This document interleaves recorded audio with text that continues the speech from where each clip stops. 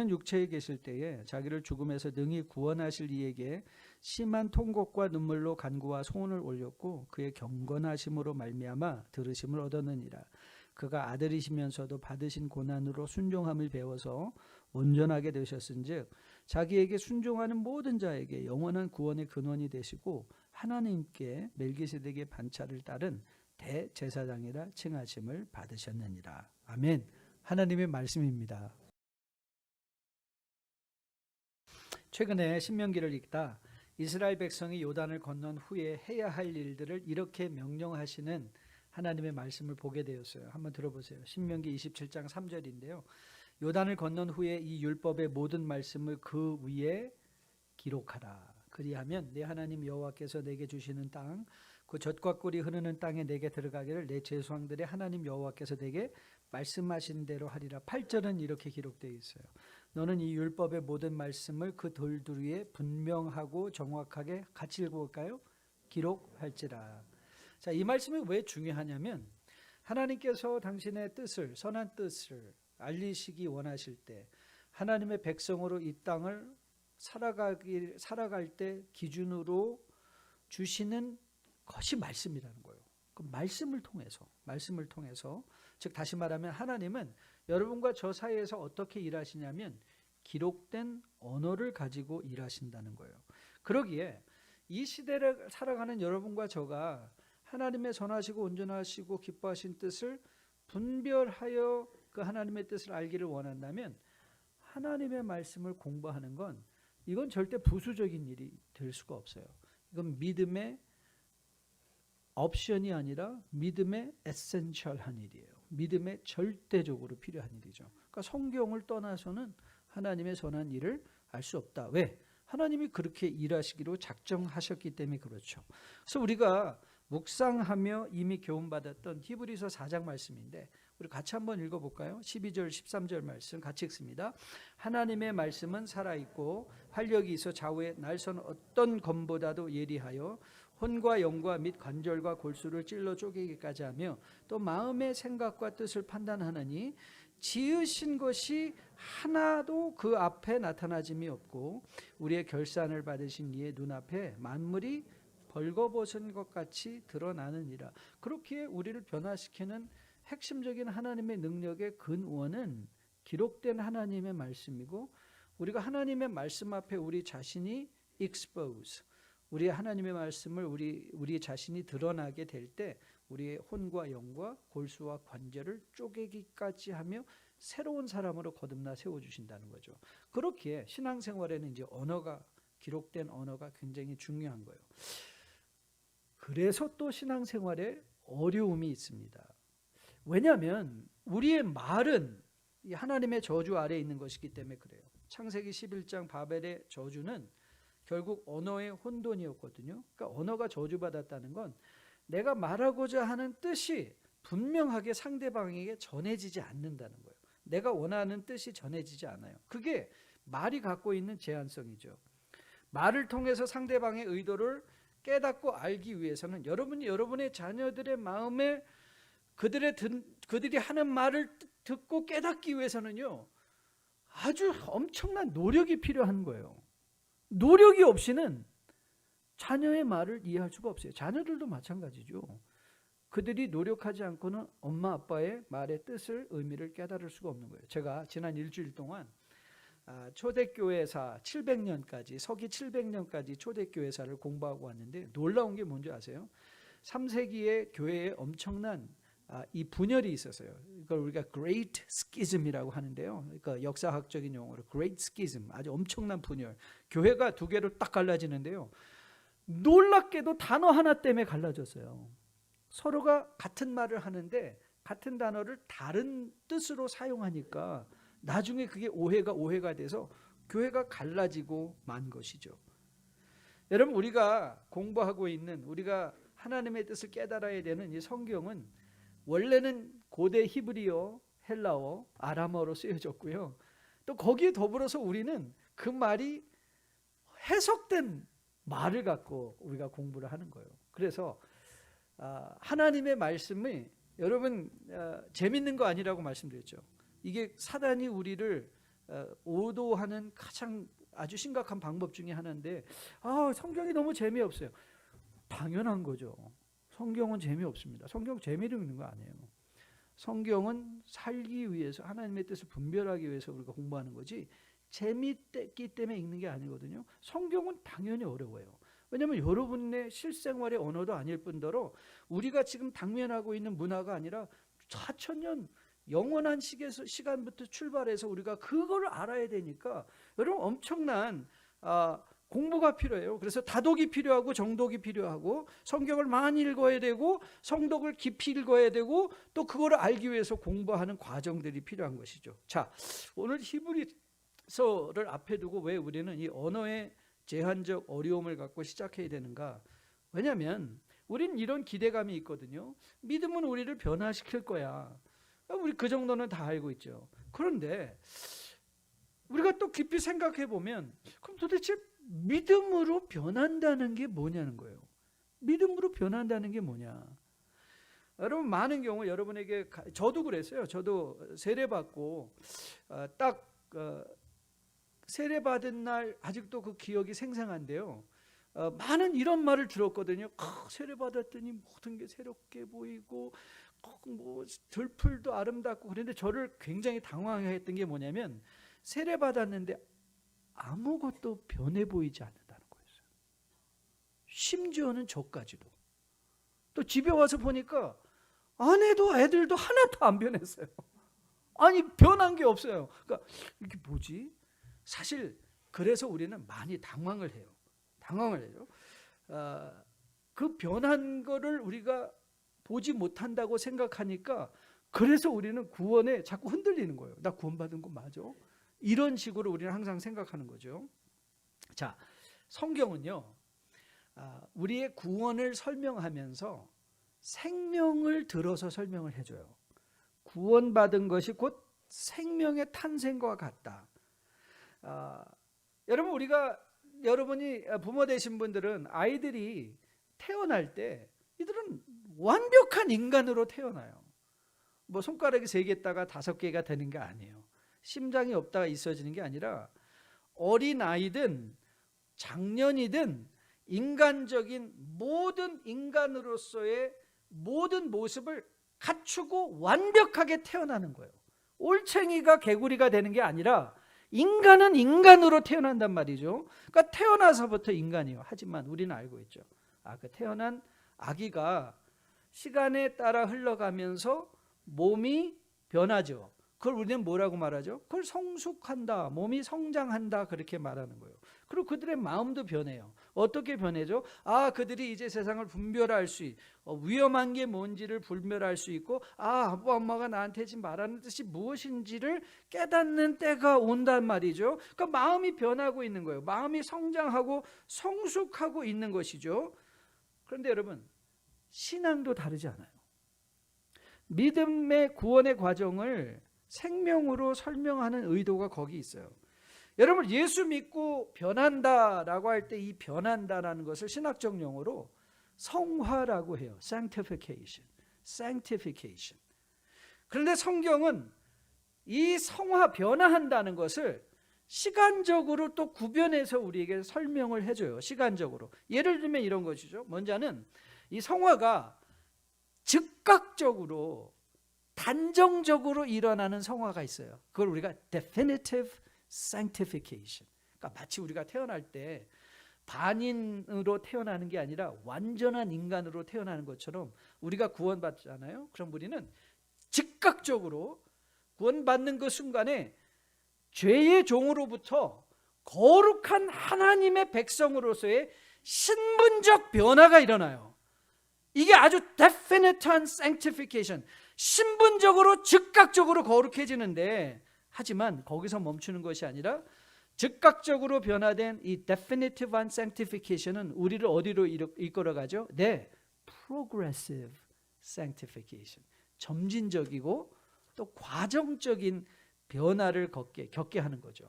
그래서 우리가 즉각적으로 거듭났다 했을 때, 즉각적으로 변화를 받았을 때, 그 우리는 신학적인 용어로 또 다른 말로 한다면 칭의를 입었다. 즉 거룩하게 칭함을 받았다. 그래서 여러분, 예수 믿고 구원받은 여러분들은 오늘 죽어도 천국 갑니다. 왜요? 우리는 즉각적으로 우리의 신분이 변했기 때문에 그래요. 예수 그리스도 보혈의 공로로 피로 말미암아 우리는 하나님의 자녀가 돼서 우리는 천국을 보장받고 있어요.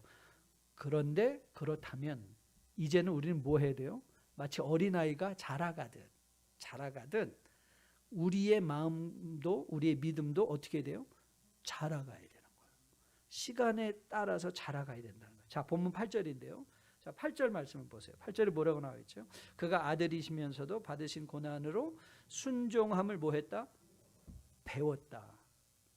Although he was a son, he learned obedience through what he suffered. 그럼 또 좀 이상하죠. 아니, 이게 좀 쉬운 말은 아니에요. 왜냐하면 아니, 예수님은 이미 완전한 하나님이시라고 하는데 어떻게 그가 배울 수 있지? 이런 생각이 들지 않습니까? 어떻게 그가 배우시지? 여러분, 빌립보서 2장에서 5절로 8절에서 바울이 이렇게 선언을 합니다. 이렇게 빌립보 교우들에게 또 우리에게 선언을 하는데요. 너희 안에 이 마음을 품으라. 곧 그리스도 예수의 마음이니 그는 근본 하나님의 본체시나 하나님과 동등됨을 취할 것으로 여기지 아니하시고 오히려 자기를 비워 종의 형체를 가지사 사람들과 같이 되셨고 사람의 모양으로 나타나사 자기를 낮추시고 죽기까지 복종하셨으니 곧 십자가에 죽으심이라. 즉 예수님께서 고난을 통하여 배우셨다는 것은 성자 하나님으로서의 부족함을 채웠다는 것이 아니라 성육신의 그 과정을 통해서 자신을 비우셔서 아기로 태어나 장성한 분량의 시간 속으로 들어가시는 것을 통해서 여러분과 저에게 성장의 본을 보여주셨다는 거예요.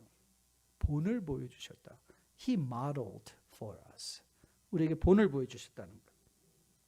마치 예수님께서 아기로 태어나 성장의 과정을 거친 것처럼 그 성장의 과정이 인격의 성숙을 동반한 것처럼 여러분과 저도 구원을 받아 단지 태어나는 것, 거듭나는 것뿐만 아니라 그 거듭남을 시작점으로 해서 배움을 통하여 과정을 통하여 더욱더 그리스도 예수의 모습으로 변해가는 것, 그게 우리가 소위 말하는 신앙생활이라는 거예요. 신앙생활. 그래서 신앙생활은 항상 시간이 필요해요. 시간이 필요하죠.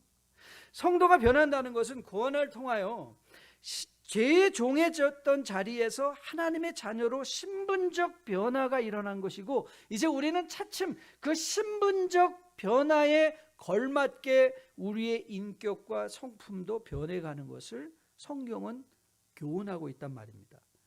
저는 한국교회의 가장 결여된 사상 중에 하나가 이 과정에 대한 이해라고 생각해요. 한국에는요, 속성 과정들이 굉장히 많이 있습니다.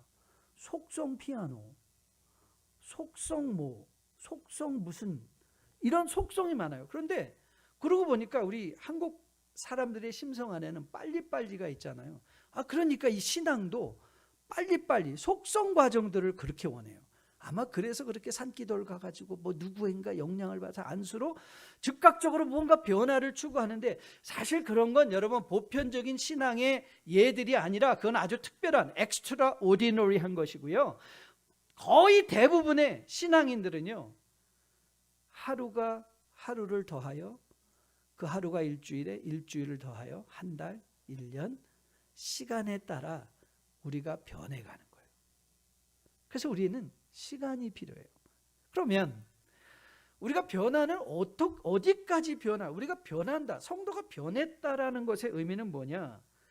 사실 바울이 이 변화의 목표를 우리에게 분명히 알려줘요. 자, 에베소서 4장 말씀인데요. 우리 같이 한번 읽어볼까요? 4장, 자 13절부터 읽어볼게요. 13절 같이 읽습니다. 우리가 다 하나님의 아들을 믿는 것과 아는 일에 하나가 되어 온전한 사람을 이루어 그리스도의 장성한 분량이, 그러니까 여러분과 저의 변화의 목표는 뭐라고요? 한경직 목사님 아니에요. 여러분과 저의 변화의 목표가 누구라고요? 모세 아니에요. 여러분과 저의 변화의 목표가 누구라고요? 다윗 아니에요. 여러분과 저의 변화의 목표는, 변화의 기준은 예수 그리스도의 장성한 분량이 충만한데. 자, 그럼 주변에 여러분 성경에 많은 인물들이 등장했죠. 그럼 그 성경이 제시한 그 인물들의 의미는 뭘까요? 왜 그들이 등장했을까요? 여러분 사자성어 기억하시죠? 여러분에게 자주 나오는 것, 견, 월, 망, 지. 가리키는 달은 바라보고 손가락은 뭐하라? 잊어버리라. 여러분 성경에 등장한 여러분의 주변에, 여러분 가운데 신앙생활하며 한두 사람에게 실망한 사람 있죠. 아, 그 인간 그럴 줄 몰랐어. 아, 그리고 시험 받은 분들도 있으실 거예요.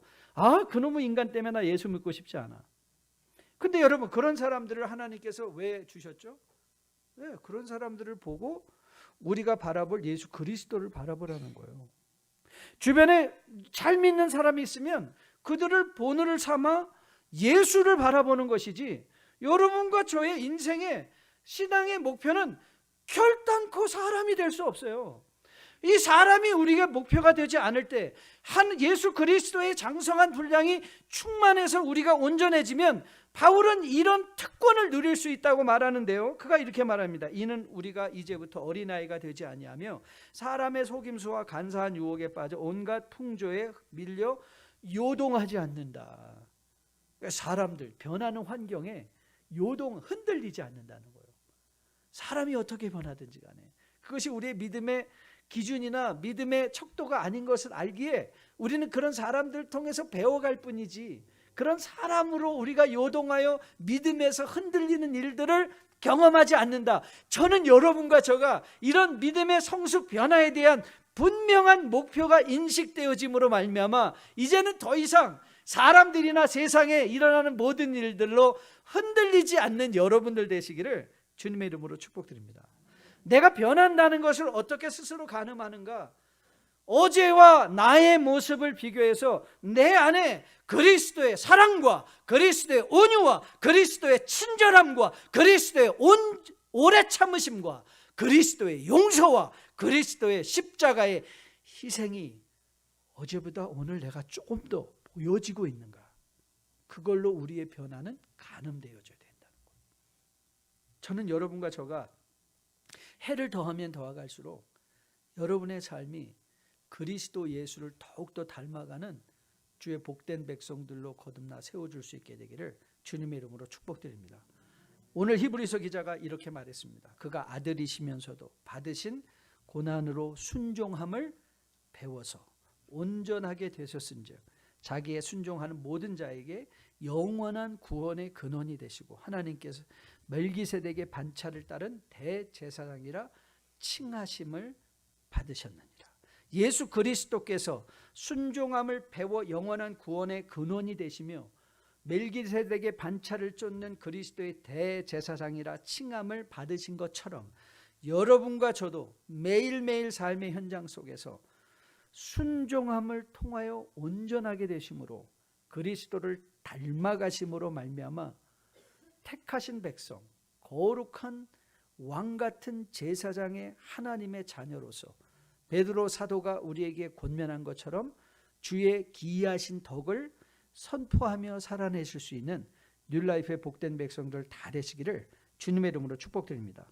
자, 오늘 보면은 성도의 삶은, 변화라는 건 시간을 필요로 한다는 것과 과정이 있다는 것과 변화의 목표를 이제 예수 그리스도이심을 제시한 후에 그럼 그 변화를 이루게 하는 방법들이 무엇인가를 교훈함에 있어서 너무 중요한 말씀입니다. 자, 다시 8절인데요. 그가 아들이시면서도 같이 읽어볼까요? 받으신 고난으로 순종함을 배웠다. 자, 여기서 고난으로 번역된 헬라어 단어는요, 이 파스코라는 말인데요. 이 말은 육신의 질병일 수도 있고요, 아니면 상황적인 핍박과 고난으로 인하여 내 마음에 생기는 불쾌한 감정들이요, unpleasant experience, 불쾌한 경험들을 이 고난이라는 단어에 내포하고 있는데요. 사실 여러분, 이 세상을 살아가는 여러분과 저는 이런 불쾌한 경험을 하고 싶지 않아 합니다. 그러나 이 세상을 살아가는 여러분과 저에게 이런 불쾌한 감정을 일으키는 일들은 일어날 수밖에 없어요. 왜냐하면 이 세상은 공중권세 잡은 자들, 어떻게든 여러분의 믿음을 흔들려는 악한 영들의 세력권 안에 있기 때문에 이런 일은 반드시 생길 수밖에 없거든요.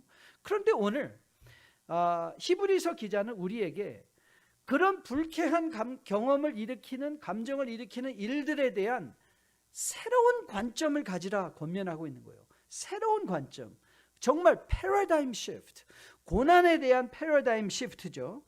이 고난을 새로운 의미를 부여하는데 이 고난이 예수를 온전하게 한 도구가 되었던 것 같이 여러분과 저를 변화하기 위해서 하나님이 사용하시는 방법이 뭐냐? 일상적인 삶의 고난이라는 거예요. 그 고난을 통해서 우리를 변화시킨다는 거예요. 여러분, 우리가 수학 문제를 푸는 건 고통스럽잖아요. 그런데 여러분이 수학 문제를 계속해서 풀어요. 그런데 그게 이해가 안 되면 같은 문제를 계속 풀죠. 같은 문제. 그러니까 여러분 생각해 보세요. 우리가 고통이 하나님께서 우리에게 허락하시는 더 나은 삶으로 향한 하나의 문제라면, 그 문제를 통해서 그 원리를 깨달으면 그 다음 단계로 나아갈 수 있는데, 여러분 우리가 이런 경각심이 하나 생기죠. 내가 이거를 통해서 깨닫지 못하면 계속해서 같은 문제를 풀어야 되겠네. 그래서 많은 경우에 보면요, 사람으로 시험 받는 분들 많거든요. 근데 계속해서 반복해서 사람한테 배신당하고 사람 때문에 흔들리고 사람 때문에 이거 아닌가비요 하고 또 교회 떠나버리고 그런 경우 많이 보잖아요. 왜 그럴까요? 문제의 의미를 깨닫지 못한 거죠. 만약에 우리가 당하는 고난의 의미를 여러분이 깨닫지 못한다면 하나님은 그런 고난을 계속해서 주실 수 있어요. 왜요? 하나님의 최종적인 목표는 뭐죠? 그 고난을 통하여 우리가 그리스도의 장성한 분량이 충만한 데까지 자라가게 하는 것이죠. 그래서 바울이 로마서 5장에서 이렇게 말한 거예요. 한번 같이 읽어볼까요? 5장 3절로 6절인데요. 자, 같이 읽습니다. 다만 이뿐 아니라 우리가 환난 중에도 즐거워하나니 환난은 인내를, 인내는 연단을, 연단은 소망을 이루는 줄 알미로다. 소망이 우리를 부끄럽게 하지 아니함은 우리에게 주신 성령으로 말미암아 하나님의 사랑이 우리 마음에 부은 바 됨이니 우리가 아직 연약할 때에 기약대로 그리스도께서 경건하지 않은 자를 위하여 죽으셨다. 여러분, 환난은 고난스러운, 우리를 불쾌하게 하는 일이지만 그 환난가 우리를 어디로 인도해 간다고요? 인내. 인내가 어디로요? 연단. 연단이 어디로요? 소망. 오직 그리스도 예수 한 분만을 바라보게 하는 소망의 자리를 우리를 그 고난이 인도해 간다는 거예요. 그래서 야고보 장로도 같은 말을 하죠. 우리 이미 야고보서를 강론하면서 보았던 말씀인데 같이 한번 읽어볼까요? 야고보서 1장 2절로 4절이에요. 같이 읽습니다. 내 형제들아, 너희가 여러 가지 시험을 당하거든 온전히 기쁘게 여기라. 이는 너희 믿음의 시련이 인내를 만들어내는 줄 너희가 알미라. 인내를 온전히 이루라. 이는 너희로 온전하고 구비하여 조금도 부족함이 없게 함이라. 여러분, 많은 경우에 고난의 현장 앞에 서 계셨을 때 많은 사람들은 불평합니다. 나는 왜 이렇게 재수가 없어서 이런 고난을 왜 자주 당하지? 아니, 하나님은 도대체 뭐 하시는 거예요? 왜 나로 하여금 고난을 원망합니다. 나는 부모님을 잘못 만난 것 같아. 나는 내 배우자를 잘못 만난 것 같아. 아니, 자식 새끼 하나 하나님께서 주셨는데 이건 온통 나에게 고난의 존재값게 되지 않았네? 근데 여러분, 만일 하나님께서 그런 모든 관계와 삶의 어려운 일을 통해서 우리를 만들고 계시는 하나님의 과정이라고 한번 생각해 보세요. 그럼 우리가 마땅히 해야 될 일이 뭐죠? 고난 앞에서 불평과 원망이 아닌 감사해야죠. 감사할 수 있죠. 여러분, 우리가 때로 그렇기에 여러분들은요, 신앙생활에 이런 적극성을 가지셔야 돼요. 하나님이 우리를 불쌍히 여기셔서 고난을 실질적으로 우리가 이 고난에 들어가지 않을 수 있어요. 여러분, 그런데 공부 잘하는 학생들은 어떤 학생들인 줄 아시죠? 자기가 스스로 어려운 문제를 찾아서 풀어본다니까요. 스스로 어려운 문제를 찾아서 풀어보는 아이들이 공부 잘하는 아이들이에요. 여러분, 우리가 신앙생활에도 저는 그런 게 보여요. 우리 교회에서 여러분 자원봉사 해야 되는 이유가 어디인 줄 아세요? 여러분 자원봉사 하다 보면요 이런 생각이 들어요. 아니 내가 지금 뭐 이거 갖고 돈 버는 것도 아니고 다 지들 잘 되라고, 나 교회 잘 되라고 열심히 하는 일인데, 여러분 교회에서 자원봉사하면 여러분 대부분 칭찬받는 것도 있지만 대부분 어떤 일 당한 줄 아세요? 뒤에서 엄청나게 깝니다. 뒤에서 엄청나게 욕해요. 지가 언제부터 저랬다고 저러지? 그런데 여러분, 우리가 그 자리에 들어가면요, 그 문제, 그 고난 앞에 서게 될 때, 그래서 아이고 그래 알았어 그만둔다 하고 때려치면요, 그 고난에 아무런 의미가 없지만 우리가 거기서 버티고 견뎌낼 수 있다면, 거기서 우리가 그리스도를 생각하는 거예요. 그렇지. 여러분 그리스도께서 뭐 그리스도 잘 되라고 이 땅에 성육신 와서 육체의 몸을 입고 오셨나요? 예수님도 그러셨을까? 너들 잘 되라는 거야.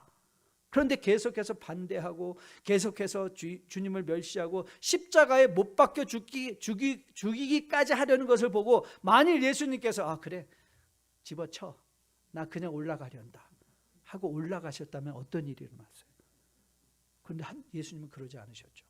거기서 견디시고 버텨내시고 그 고난의 현장을 직접 가시면서 하나님의 아들로서 여러분과 저를 향한 구원의 근원이 되시는 그 자리에 들어가심으로 하나님의 구원에 대한 분명한 사랑을 확증시켜 주셨다는 거죠.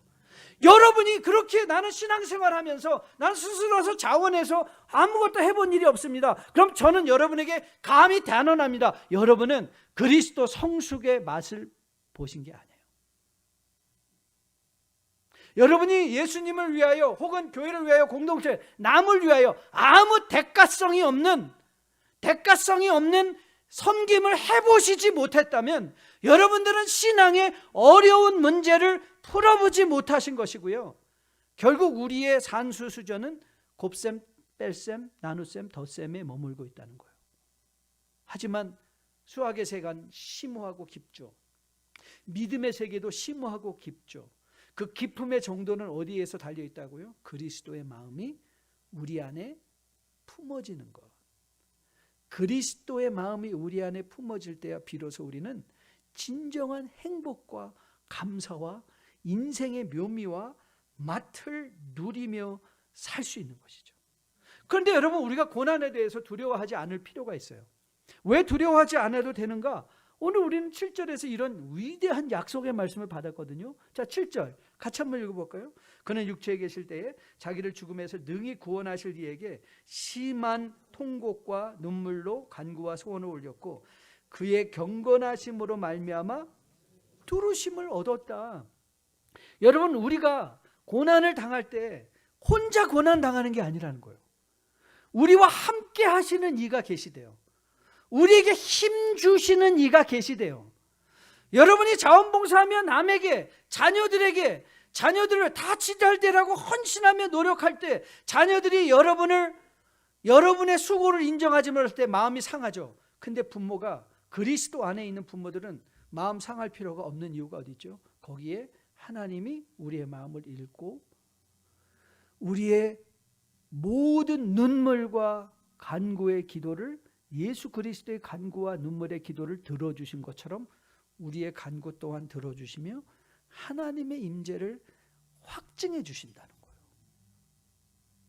아울러 고난은 우리를 두렵게 할 수 없는 이유가 바울이 로마서 8장에서 이렇게 선언했거든요. 자, 이 선언의 말씀도 같이 한번 읽어보겠습니다. 같이 읽습니다.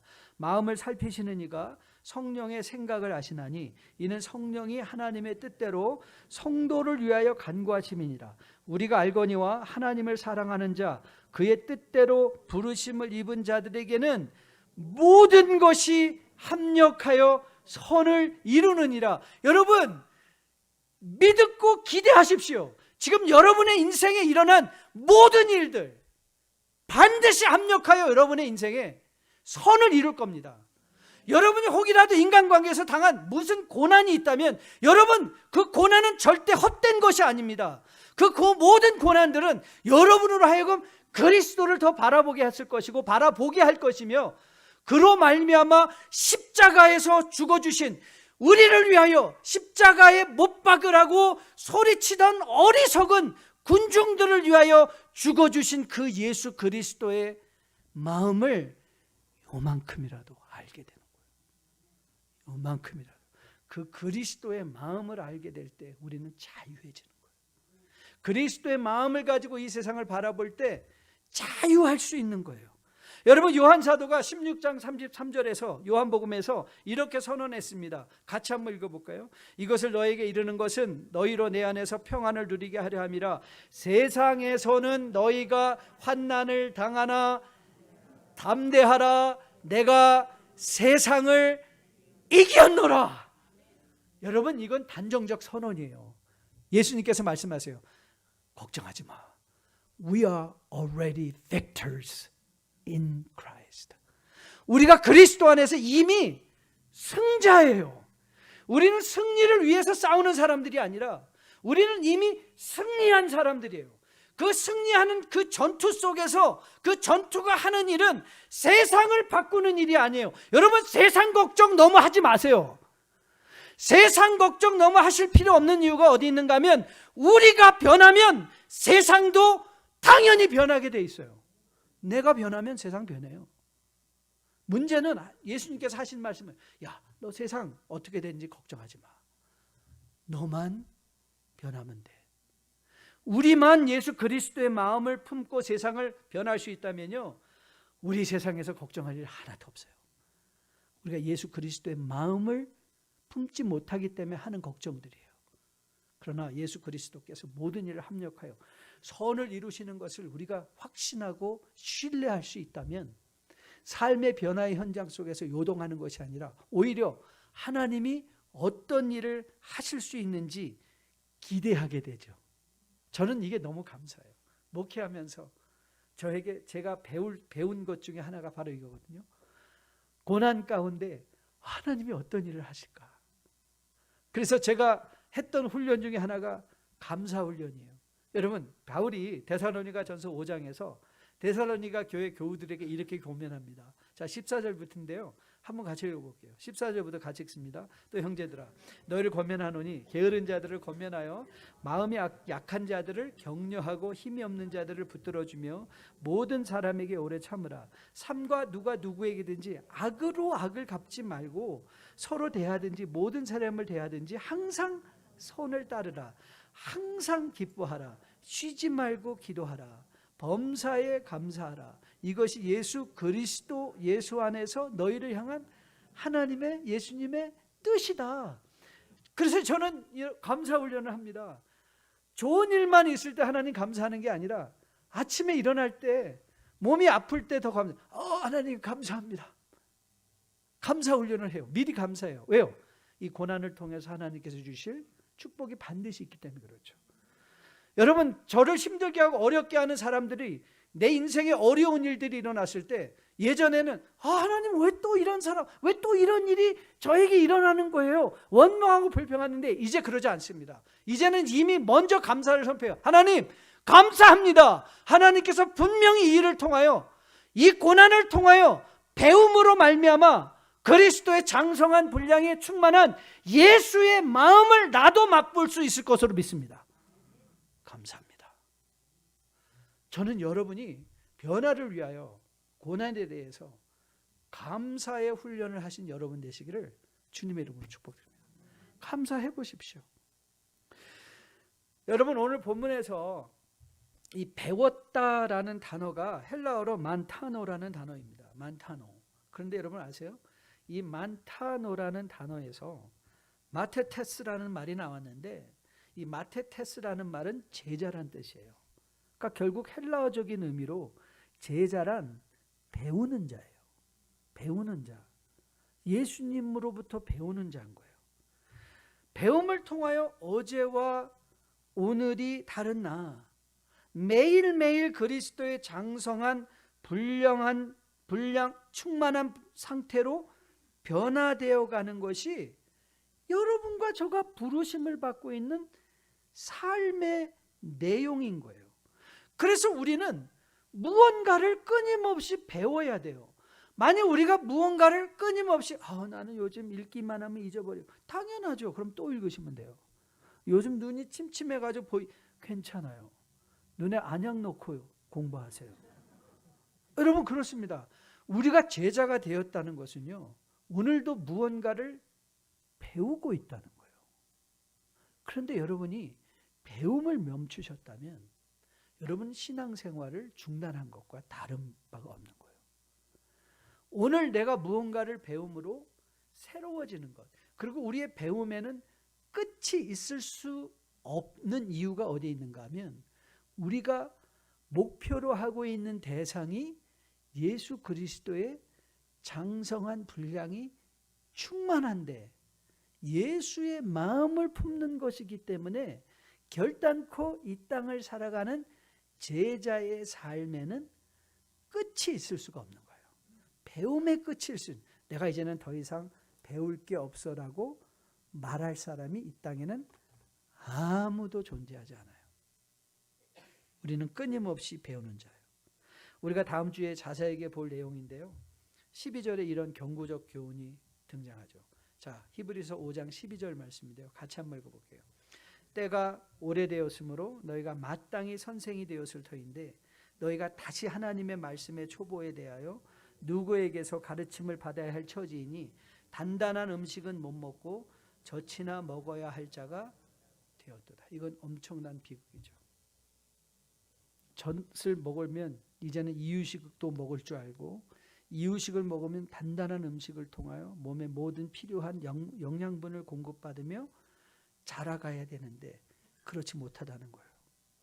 여러분 자주 드리는 이 말 기억하시죠? 1학년을 10번 다니면 몇 학년? 1학년이에요. 저는 여러분이 잊지 않았으면 좋겠어요. 1학년을 여러분이 수십 번을 반복해도 1학년인 거예요. 교회를 수십 년 다녔기 때문에 믿음의 수십 년의 완성된 자가 되는 게 아니에요. 저는 너무도 많은 경우에 교회를 계속해서 1학년을 반복, 믿음의 1학년을 계속해서 반복하면서 내가 교회 20년 다녔다고 스스로를 착각하는 분들을 너무 많이 봤어요. 1학년은 1학년으로 족한 거예요. 그리고 2학년이 돼야 돼요. 2학년에 족한 것이 아니라 3학년이 되어야 돼요. 3학년으로 족하면 안 돼요. 우리는 배워갈 분량의 내용이 예수 그리스도이기 때문에 끊임없이 이 땅에 호흡을 다하는 동안 끊임없이 배우며 어제의 내가 아닌 오늘 그리스도를 아는 지식에서 보다 성장한 새로운 나, 그리스도의 뜻을 알아감에 있어서 이전보다 더 분명하게 하나님의 뜻이 상고되어짐으로 말미암아 그 일을 하며 기뻐할 수 있는 나, 그런 변화를 이루어가는 여러분과 저 될 수 있게 되기를 주님의 이름으로 축복드립니다. 그 변화를 위하여 때로는 여러분과 저에게 고난까지도 허락하시는 하나님께 감사할 수 있는 여러분 되시기를 주님의 이름으로 축복드립니다. 만일 내가 세상에서 고난을 당하지 않고 있다면 저는 여러분이 마치 좋은 대학을 가기 원하는 학생들이 스스로 찾아서 어려운 문제를 풀어보듯이 저는 여러분들이 자원해서 하나님 일에 섬겨볼 수 있게 되기를 주님의 이름으로 축복드립니다. 그런 일을 통해서 욕도 먹어보시고, 그런 일을 통해서 사람들의 멸시도 받아보시고 천대도 받아보시고, 그러나 그 멸시 천대함이 여러분을 절망하고 부서뜨리는 것이 아니라 그리스도 예수를 더 깊이 알아가는 일의 도구가 되어 예수의 마음을 품고 이 땅을 살아낼 수 있는, 그래서 자유한 뉴라이프의 하나님 나라의 복된 백성들로 세워지기를 주님의 이름으로 축복드립니다. 우리 다 함께 일어나서 마지막 찬양하려고 하는데요, 저는 이 마지막 찬양이 여러분과 저에게 오늘 기도가 되었으면 좋겠어요. 아니, 기도뿐만 아니라 또 결단이 되었으면 참 좋겠어요. 왜 나만 겪는 고난이냐고 불평하지 마세요. 고난의 뒤편에 있는 주님이 주실 축복 미리 보면서 감사하세요. 감사선언이죠. 오늘도 여러 가지 힘들고 어려운 형편 속에서 주의 전을 신음하며 찾은 주의 백성들이 있을 거예요. 여러분 기억하십시오. 하나님은 그 일을 통하여 여러분을 힘들고 망하게 하려 하시는 것이 아니라 아니 오히려 그 일을 통하여 여러분을 더 건강하게, 더 깊게, 더 풍성하게 세워주시려는 하나님의 은혜의 도구인 것을 다시 한번 선언하고 그 가운데 고난에 함몰되지 않고 고난에도 불구하고 감사하며 주님의 주실 축복을 미리 누리는 여러분 되었으면 참 좋겠습니다.